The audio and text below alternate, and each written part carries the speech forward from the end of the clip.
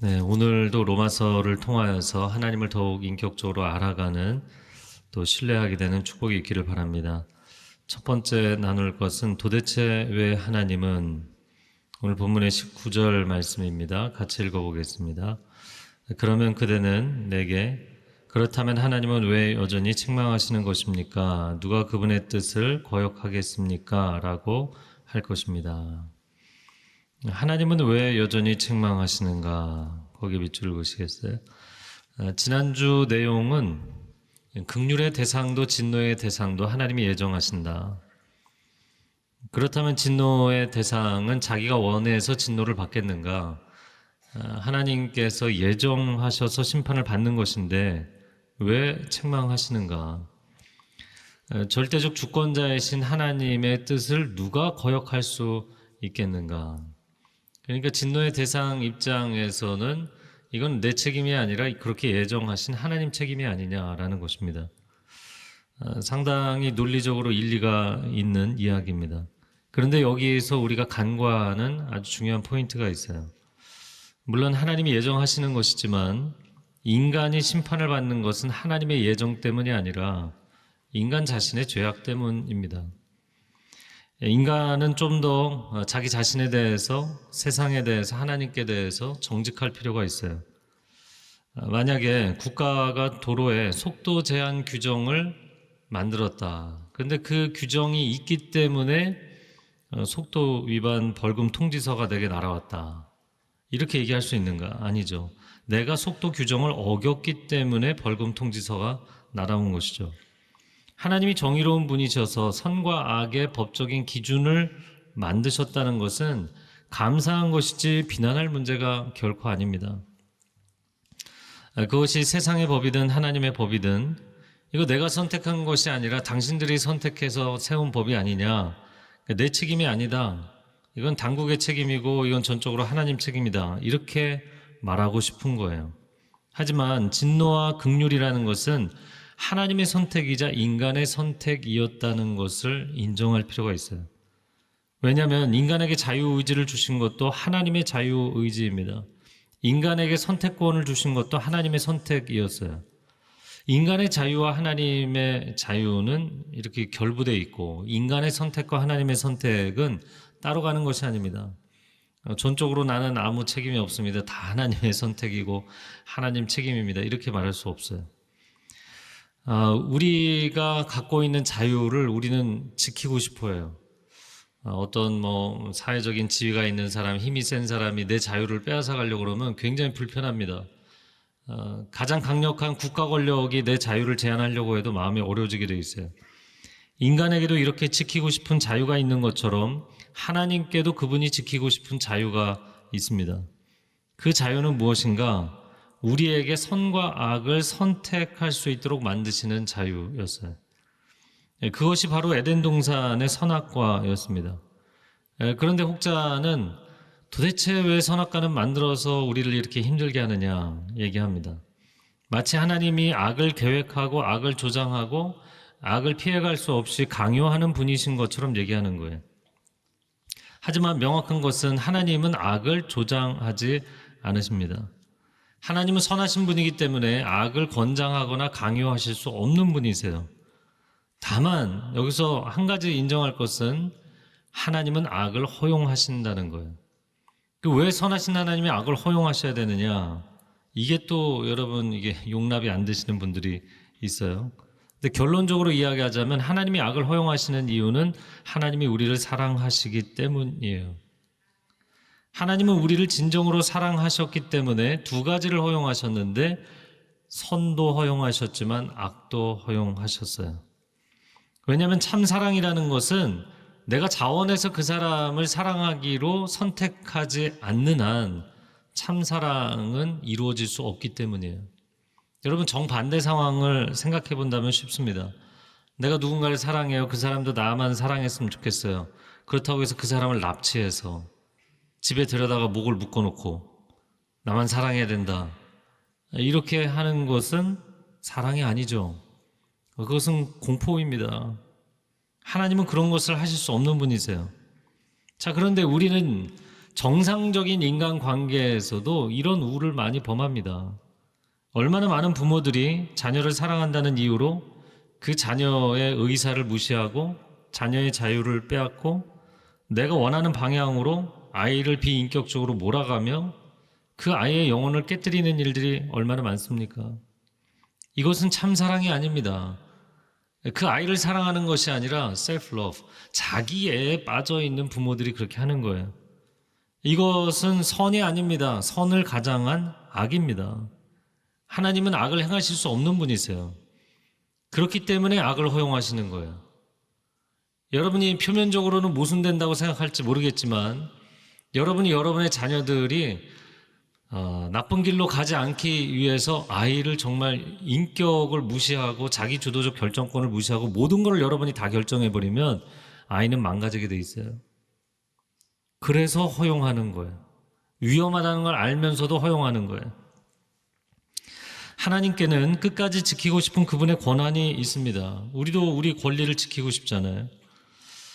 하나님이 지키고 싶은 권리는 무엇이냐면 참사랑을 갈망하고 참사랑을 요청하고 참사랑을 이루어가는 선택을 하실 그분의 자유. 이게 하나님의 권리예요. 하나님은 그래서 엄청난 위험 부담을 끌어안으셨는데 그게 바로 십자가입니다. 그게 바로 선악과입니다. 제가 흥분하고 진도를 좀 빨리 나갔어요. 하나님의 그 리스크, 우리에게도 선악과는 굉장한 리스크이잖아요. 왜 그거를 그만 안 만들었으면 우리가 이런 폭탄이 터지지 않았을 텐데. 하나님 입장에서 어떤가? 하나님도 마찬가지입니다. 선악과가 없었다면 우리만 좋았던 게 아니라 하나님도 좋으셨을 거예요. 왜? 선악과가 없었다면 아들 예수 그리스도를 십자가에 내어줄 일이 없기 때문이에요. 그래서 하나님은 자신의 전 존재를 걸고 사랑을 선택하신 거예요. 참 사랑을 원하시기 때문에 우리에게 선택권을 주신 거예요. 그분의 존재를 걸고 인간이 하나님을 거부할 수도 있는 그 선악과라는 선택을 주신 거예요. 내 자녀가 진심으로 나를 사랑하고 존경하기를 원한다면 그거를 스스로 선택할 수 있도록 해줘야 되는 거잖아요. 강요해서 어떻게 사랑과 존경을 받겠어요? 그런데 하나님께서 보석처럼 아름다운 온 세상을 만들어서 인간에게 바치시면서 무릎을 꿇고 프로포즈를 하셨는데 인간은 그 하나님의 소중한 반지를 집어던지고 그 사랑을 배신했던 거죠. 여러분, 세상이 이렇게 된 것이 전부 하나님 책임이라고 인간은 외치고 싶어 합니다. 그러나 하나님께는 전혀 책임이 없으세요. 세상이 이렇게 아름다운 세상이 망가진 것은 오롯이 인간의 책임입니다. 인간은 정직해야 돼요. 그런데도 하나님은 마치 그분에게 전적인 책임이 있으신 것처럼 모든 책임을 지고 십자가를 지셨다는 것이죠. 왜 그럴까요? 이렇게 망가진 비참한 초라한 인간이 되었음에도 불구하고 여전히 우리 앞에 무릎을 꿇고 사랑의 선택을 받기 원하시는 인격적이신 하나님. 우리가 온전한 인간이었을 때뿐만 아니라 우리가 망가진 인간이 되었어도 여전히 그분의 사랑의 절절함과 진실함을 보이셔서 우리에게 사랑의 선택을 받기 원하시는 인격적인 사랑을 원하시는 하나님이십니다. 오늘 본문에 이어지는 20절 말씀 같이 읽겠습니다. 그러나 사람이 무엇이기에 감히 하나님께 말대답을 한단 말입니까? 지음을 받은 것이 지은 자에게 왜 나를 이렇게 만들었습니까? 라고 대들 수 있겠습니까? 왜 나를 이렇게 만들었습니까? 밑줄을 그으시겠어요? 사람이 감히 하나님께 말대답하겠느냐? 피조물이 조물주에게 왜 날 이렇게 만들었느냐 항변할 수 있느냐? 하나님과 인간은 마치 엇갈린 사랑 같습니다. 하나님은 수천 년을 쫓아다니며 사랑 고백을 하고 계신데 인간은 그 하나님의 사랑을 끊임없이 의심하고 공격하고 따지는 거죠. 제가 청소년 청년 집회를 하면서 많이 하는 얘기는 이제 부모님 더 이상 원망하지 마라. 아직도 부모님을 원망한다는 것은 내 인생이 미숙하다는 의미밖에 안 된다. 그리고 원망할 수 있는 부모님이 살아계신 것을 인해서 감사할 줄 알아라. 그 부모님 가시고 나면 어디다 그렇게 자기 힘든 얘기 다 쏟아놓겠냐고. 여러분, 우리 자녀들이 인생이 힘들 때 왜 그렇게 부모에게 힘든 소리를 많이 할까요? 왜냐면 자기가 세상에 외치고 싶어도 세상의 장벽은 너무나 높기 때문에 거기다가 감히 외치지를 못하는 거고, 또 인간관계 힘들어도 자기 또래 집단 친구들에게 소외받는 것처럼 두려운 게 없잖아요. 거기다도 얘기를 못하는 거예요. 그러니까 자기 인생에 쓰디쓴 그 어려움들을 다 받아주는 내 부모한테 짜증내고 원망을 하는 거죠. 그래서 욥기를 보면서 느끼는 것이지만, 인생이 힘들면 그냥 힘들다 얘기하시면 돼요. 거기까지는 정직한 고백이에요. 세상이 너무 암울해 보인다 그러면 세상이 암울하다 거기까지만 얘기하세요. 그게 정직한 것입니다. 근데 사람들은 꼭 1절로 끝나질 않고 2절로 넘어가서 도대체 하나님이 왜 인간을 세상에 만들어서 우리를 이렇게 힘들게 하느냐, 의도가 도대체 뭐냐, 이렇게 2절까지 노래를 부르면 이거는 선한 게 아니에요. 이것은 하나님을 비난하는 것이고 공격하는 것이기 때문입니다. 나는 그런 하나님은 믿지 않겠다. 나는 그런 부모는 없는 셈 치고 인생을 살겠다. 부모 가슴에 못을 박는 것이고 하나님의 마음에 피눈물을 흘리게 만드는 이야기죠. 이런 부모가 자식을 왜 낳았나요? 그래서 사랑의 결실입니다. 왜 하나님이 인간을 만드셨는가? 사랑하시기 때문에 사랑의 결실이에요. 사랑을 부어주고 싶으셨기 때문이에요. 여러분, 사랑하는 대상에 대해서 내가 왜 사랑하는가? 다른 아무런 이유 없고 그냥 너기 때문에. 그래서 이제 자식이 부모를 하도 원망하면 이 부모의 마음에 아픔이 있고 탄식이 있으면서 내가 너를 사랑한 죄밖에 없지 않냐, 내가 부모가 된 죄밖에 없지 않냐, 그렇게 이야기를 하는 거죠. 물론 하나님 아버지는 그러신데 인간은 불완전하니까 부모가 된 죄, 사랑한 죄 외에도 다른 죄를 짓기는 해요. 그래서 그런 건 여러분 회개하셔야 되고 자녀한테 미안하다고 얘기하셔야 돼요. 자, 그러나 하나님은 아무런 잘못도 책임도 없으신데 너무나 사람들에게 오해를 받으시고 비난을 당하시는 거예요. 저는 하나님 입장에 서서 막 너무 억울하더라고요. 그런데도 마치 하나님은 당신의 책임인 것처럼 다 떠안고 십자가까지 지셨잖아요. 그럼 왜 그렇게 하셔야 될까요? 보니까 이유가 명확해요. 인생의 고통과 역사의 어두움이 전부 다 인간 책임인 것은 맞는데 인간이 이거를 책임질 수 있는, 해결할 수 있는 힘이 전혀 없기 때문이에요. 여러분, 사춘기 자녀가 자기 인생이 힘들다고 왜 나를 낳아서 내 인생을 이렇게 힘들게 하느냐, 부모를 원망해도 부모가 아무 말을 안 하는 이유가 뭘까요? 할 말이 없어서? 할 말은 어마어마하게 많죠. 내가 너를 지금까지 어떻게 키웠는데 할 말이 많지만 여러분, 그 말을 하지 못하는 것은 이 어린 것이 힘들어서 그렇게 몸부림을 치는데 스스로 자기 인생을 책임지고 자기 인생을 건져낼 힘이 없다는 것을 부모가 알기 때문이에요. 그냥 내가 끌어안아주고 어떻게든 품어서 내 가슴에 피눈물이 흘러도 이 자녀를 격려해 줄 수 있고 위로해 줄 수 있다면, 살려낼 수만 있다면 그 마음 때문에 그래, 이거 다 부모 책임이라고 삿대질을 하며 막 달려드는데도 그냥 품어주는 거예요. 그렇게 사랑해주고 격려해주고 그 영혼이 그 힘든 시간을 이겨낼 수 있도록 도와주는 거 외에 다른 답이 없기 때문이에요. 하나님이 여러분을 지극히 사랑하시는 줄로 믿습니다. 그래서 원망을 들어주시는 하나님이 계신 것을 감사하세요. 우리의 모든 힘든 얘기를 다 받아주시잖아요. 그러나 신앙의 세월이 많이 가는데도 계속 하나님을 의심하시면 안 됩니다. 성장하고 성숙하셔야죠. 자, 두 번째 나누고 싶은 것은 토기장의 하나님과 나입니다. 오늘 본문의 21절에서 23절 읽겠습니다. 토기장이가 진흙 한 덩어리를 가지고 하나는 귀 쓸 그릇을 다른 하나는 막 쓸 그릇을 만들 권리가 없겠습니까? 만일 하나님께서 진노를 보이시고 능력을 알리시고자 멸망받도록 예비된 진노의 그릇에 대해 오래 참으심으로 관용하시고 영광을 받도록 예비하신 긍휼의 그릇에 대해 그분의 영광이 풍성함을 알게 하고자 하셨다면 어찌하겠습니까? 네, 21절에 토기장이와 진흙을 얘기했고 22절에는 진노의 그릇, 23절에는 긍휼의 그릇을 이야기했습니다. 이건 매우 상식적인 이야기입니다. 토기장이가 진흙을 가지고 어떤 그릇을 만들든 그건 토기장이의 자유이고 권한이잖아요.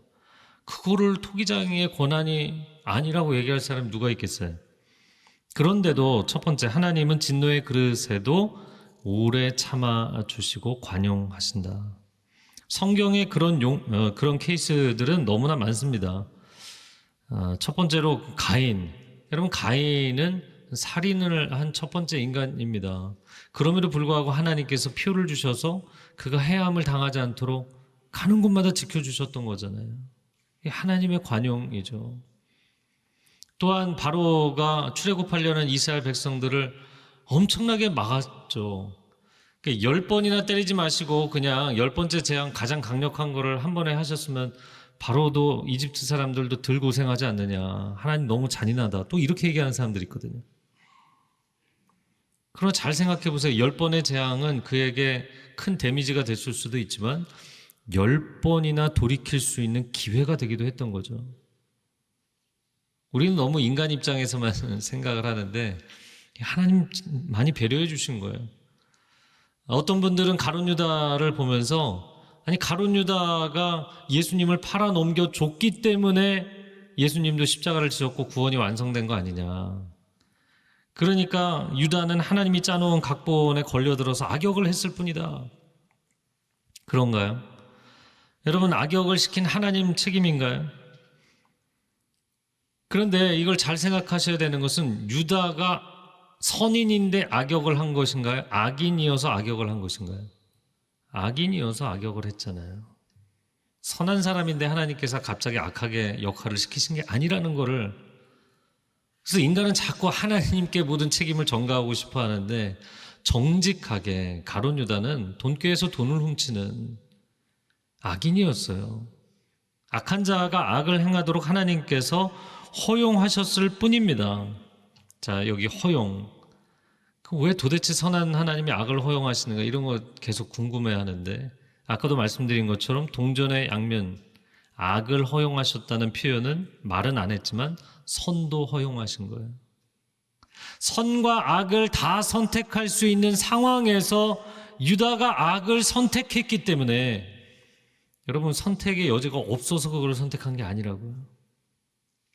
그렇기 때문에 전적인 유다의 잘못입니다. 또한 유다의 인생을 생각해 보면 야, 너 길 가던 사람 갑자기 불러다가 예수님께서 3년 공생이 다 끝날 때쯤 유다를 불러서 너 악역 좀 해줘야겠다 이렇게 시키신 게 아니잖아요. 지난 3년 반 동안 가장 소중한 12명의 제자를 선택할 때 유다를 선택하셨죠. 그러니까 지난 3년 반은 예수님께 진정성 있게 반응할 수 있는 그의 인생을 회개하고 돌이킬 수 있는 충분한 기회의 시간이었던 거예요. 역사를 보면서 어떻게 세상에 이렇게 악이 가득한가? 왜 하나님은 가만히 계시는가? 그런 질문들을 합니다. 악한 세상이 여전히 너무나 평안하게 가고 있는 것은 하나님이 악하시다는 증거가 아니라 역설적으로 하나님이 선하시다는 증거입니다. 선하신 하나님이 붙잡고 계시지 않는다면 여러분 세상은 유지가 될 수 없어요. 악의 끝으로 달려갔으면 벌써 끝났던 것이죠. 하나님께서 악인들도 심판을 받아 마땅한 악인들도 참고 기다려주시기 때문에 관용하시기 때문에 그들이 돌이킬 수 있도록 기다려주고 계시기 때문에 오늘 22절 말씀처럼 오래 참으심으로 진노의 그릇에 대해서도 관용하시기 때문에 지금의 역사가 가능한 거예요. 자, 두 번째, 그러면 긍휼의 그릇은 어떠한가? 오늘 23절에 보면 긍휼의 그릇에 대해서는 그분의 영광의 풍성함을 알게 하셨다. 그럼 이 사람들은 다 좋은 것만 받은 거 아닙니까? 얘기할 수 있죠. 물론 그들을 불쌍히 여겨주신 것은 하나님의 특별한 은혜입니다. 하지만 그들이 하나님의 영광을 깨닫게 하셨다라는 것은 영광을 깨닫고 본인들만 누리라는 것이 아니라 그 영광을 알리라는 사명입니다. 여호수아서를 보면서 성경 독자들이 성향에 따라서 두 가지 다른 반응을 보여요. 정의 편에 서 있는 사람들, 이 사람들은 아니 이스라엘 사람들이 약속의 땅에 들어가서 이방인들을 다 진멸했어야 되는데 제대로 못한 게 너무나 아쉽다.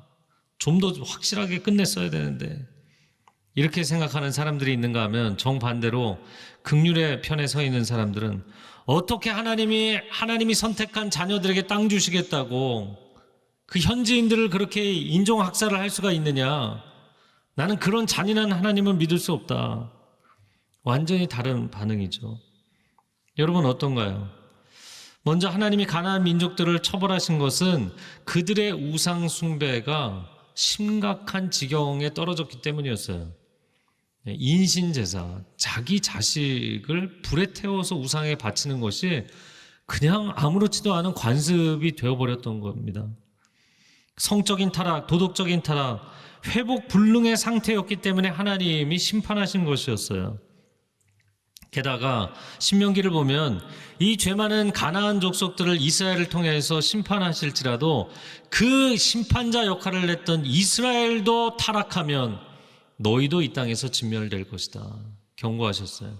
하나님은 페어하신 분이에요. 하나님 공평하신 분입니다. 특혜를 주신 것 같지만 그것은 특명이었고 그 사명을 감당하지 못하면 그들도 하나님의 징계를 받는다 말씀하셨어요. 언제나 권리에는 책임이 따르기 마련입니다. 이건 뭐 사회생활뿐만 아니라 영적인 측면도 동일합니다. 가나안 땅은 하나님께서 이스라엘에게 공짜로 주신 땅이 아닙니다. 죄악이 가득한 땅에 들어가서 거룩한 민족이 되고 거룩한 나라가 되어 거룩하신 하나님을 세상에 드러내야 되는 사명, 이 사명을 감당했어야 되는 거예요. 24절, 25절 같이 읽어보겠습니다. 시작. 하나님께서 우리를 바로 이 그릇으로 부르셨으니 곧 유대 사람 가운데에서뿐 아니라 이방 사람 가운데에서도 부르셨습니다. 호세아서에서도 하나님께서 말씀하시기를 내가 내 백성이 아닌 자를 내 백성이라 사랑받지 못한 자를 사랑받는 자라 부를 것이다. 하나님이 이스라엘을 하나님의 백성으로 선택하셨다. 선민이 됐다. 그 하나로 만사형통 다 해결되는 것이 아니고요. 하나님이 선택해 주신 이스라엘이 이제 정말 하나님 말씀대로 살아가며 거룩한 나라를 세워야지 매 순간 그 하나님의 길을 선택하는 선택이 남아있는 거예요. 여기에서 하나님의 선택과 나의 선택이 함께 가는 것이죠. 인간 마음대로 모든 역사를 만들어가는 것도 아니고 하나님 마음대로 하나님이 예정하고 하나님이 결정했으니까 모든 게 하나님 책임이다. 이렇게 나눠서 얘기할 수가 없어요. 하나님이 우리를 선택하셨고 우리가 또 하나님의 길을 선택하는 이 동행의 역사가 여러분의 삶 가운데 기쁨으로 받아들여지기를 축복합니다. 자, 호세아서에서 말씀하신 것은 하나님의 백성이라고 불릴 자격이 없는데도 백성이라고 해주시고 사랑해 주셨다는 거예요. 그러니까 유대인들이 자격이 있어서가 아니었어요. 이 사람이 나중에 자꾸 종교적 우월주의에 빠져서 그런 착각을 했는데 전혀 자격이 없는 사람들을 하나님 백성이라 불러주신 것이고 이방인도 마찬가지였습니다. 그러므로 나는 자격이 충분해서 구원받았습니다. 이렇게 얘기할 사람은 아무도 없다는 걸 아셔야 돼요. 오늘날 교회를 다닌 우리들도 마찬가지입니다. 그런데도 하나님은 사랑해 주시고 자녀라고 불러주신다는 거죠. 여러분이 여러분의 자녀들을 키울 때 항상 사랑스러울 때만 사랑스럽기 때문에 사랑을 해주는가? 그건 아니잖아요. 사랑스럽지 않을 때도 사랑해주는 것이죠. 빨리 긍정을 하세요. 그렇잖아요. 애가 사랑스러울 땐, 그러니까 좀 애가 크고 나면 잠잘 때만 사랑스럽다 뭐 이런 얘기 하는 거잖아요. 이 깨 있으면 계속 사고치고 힘들게 하고 고집부리고, 사랑스럽지 않을 때에도 사랑해주고, 심지어 더 심하게 원수같이 굴 때에도 자녀라고 인정해주는 거죠. 이게 포기할 수 없는 내 자녀이기 때문에 이게 사랑해주는 거야. 그래서 그런 사랑을, 하나님의 사랑을 생각해 보면 도대체 왜 날 사랑하시는가? 왜 날 사랑하시는가? 왜 갈보리에 그 십자가까지 지셔야 했는가? 내가 나를 봐도 사랑스럽지가 않은데 이런 나를 도대체 왜 사랑하시는가? 이 고백이 정직한 고백이죠. 도대체 왜 나를 만들어서, 왜 내 인생을 이렇게 힘들게 하며, 2절로 가지 마시라고요. 그냥 인생이 너무 힘듭니다, 세상이 너무 어렵습니다, 딱 여기까지만 얘기하세요. 그리고 나면 하나님께 호소하면 하나님께서 여러분의 인생을 붙드실 줄로 믿습니다. 27절 말씀 같이 읽어볼까요? 이사야도 이스라엘에 대해 부르짖기를 비록 이스라엘 자손의 수가 바다의 모래알 같을지라도 오직 남은 자만 구원받을 것이다. 오직 남은 자만 구원받는다. 남은 자의 동그라미 치시겠어요? 이스라엘 백성이 많아도 소수의 남은 자들만 구원받는다. 지금 9장, 10장, 11장 사도 바울이 이스라엘을 향한 하나님의 약속이 파기됐는가? 아니다. 하나님은 이스라엘에 대한 약속을 지키실 것이다. 근데 그 약속은 혈통상의 약속을 넘어서서 믿음으로 주어지는 약속이기 때문에 이스라엘에 대한 새로운 정의를 하고 있는 거예요, 지금. 그래서 유태인들, 혈통적인 유태인들이 아니라 믿음으로 하나님의 자녀가 되고 백성이 된 사람들. 그래서 그 중에 소수의 정말 믿음으로 반응하는 사람들이 남아 있다는 거죠. 모두가 하나님의 사랑을 거부하는 이런 시대에 살아가면서 하나님의 사랑을 깨닫고 돌아온 저와 여러분 같은 사람들은 이게 얼마나 놀라운 특권인지 알아야 되고, 동시에 이게 얼마나 중요한 사명인지를 알아야 돼요. 오늘날 하나님 믿는 사람으로 이 소수의 믿는 자들로 신앙인으로 살아가는 것을 부끄러워하고 위축되는 분들이 많더라고요. 그래서 어떤 직장 다니는 분들이 그런 얘기 하더라고요. 저는 회사에서 식사할 때 기도를 못합니다. 제가 그리스도인이라는 걸, 교회 다닌다는 걸 차마 얘기를 못했습니다. 성경책도 생명의 삶도 아침에 가서 하고 싶지만 그러나 제 책상에 꽂아 놓을 수가 없었습니다. 식사할 때 식사기도 안 하고 먼 산 한번 바라보고 밥 먹습니다. 여러분, 왜 여러분이 구원받은 하나님의 자녀로 영적인 소수로 살아가는 것을 두려워하십니까? 여러분을 세상을 구원할 소망의 존재로 남겨두신 거잖아요. 올해 우리 표가 세상의 소금과 빛이잖아요. 소금과 빛은 항상 소수입니다. 여러분이 음식 만들 때 다른 식재료만큼 소금을 넣나요? 소금은 굉장히 소량을 넣는 거예요. 그럼에도 불구하고 밋밋한 음식을 구원하기에 충분한 능력이 되잖아요. 방을 밝히려고 할 때 방의 빛을 가득 채워넣는 게 아니에요. 아주 작은 불빛 하나로 어두운 방 전체를 살려내는 거예요. 세상의 창의적 소수가 되는 거는 뿌듯해하면서 왜 여러분 구원받은 영적인 소수가 되는 것은 자랑스러워하지 못하나요? 이 시대에 거룩한 소수로 살아가는 것을 두려워하지 마시기를 바랍니다. 오히려 다수일지라도 어둠이 되는 것을 두려워하셔야 돼요. 교회 다니는 거 부끄러워하지 마세요. 여러분이 크리스찬이라는 거 부끄러워하지 마세요. 내가 이런 거를 이 조직에서 밝히면 굉장히 많이 피곤해지는데, 신경 써야 되는데, 내가 희생해야 되는데, 근데 그 희생하시라고 밝히는 거예요. 크리스찬인 거 밝히고 사세요. 교회 다니는 거 부끄러워하지 마세요. 구원받은 하나님의 자녀인 것을 자랑스럽게 여길 수 있는 사람들이 되시기를 바랍니다. 그것 때문에 여러분이 비난을 당하고 교회 문제 많은데 뭐 이렇게 이야기를 하면 제가 교회를 대표해서 사과드리겠습니다. 이렇게 얘기하세요. 저를 따라해보세요. 교회를 대표해서 사과드립니다. 내가 대표자도 아닌데 어떻게. 아니요, 여러분 한 사람 한 사람이 걸어다니는 교회예요. 제가 이번 주에도 한 분이 너무나 많은 교인들에게 거의 집단 린치 수준의 공격을 당해서 실족하신 분이 있어서 교회를 대표해서 진심으로 사과드립니다. 말씀드렸어요. 마음이 조금 회복이 되셨어요. 여러분이 그 역할을 하라고 그 자리에 서 계신 거예요. 그리스도인인 것을 왜 숨기고 다니세요? 세상이 교회에 대해서 마음이 어려우면 그 어려운 마음을 여러분이 대표로 풀어주셔야 되는 거고, 세상의 어려움 가운데 있는 분들이 있으면 여러분이 먼저 손 내밀어서 위로해주고 격려해주시는 하나님의 사람, 세상을 살리는 소망의 인물들이 되시기를 축복합니다. 예수님의 복음은 걸림돌이 아니라 반석입니다. 여러분이 복음을 전해서 관계에 걸림돌이 될까 봐 두려워하지 마세요.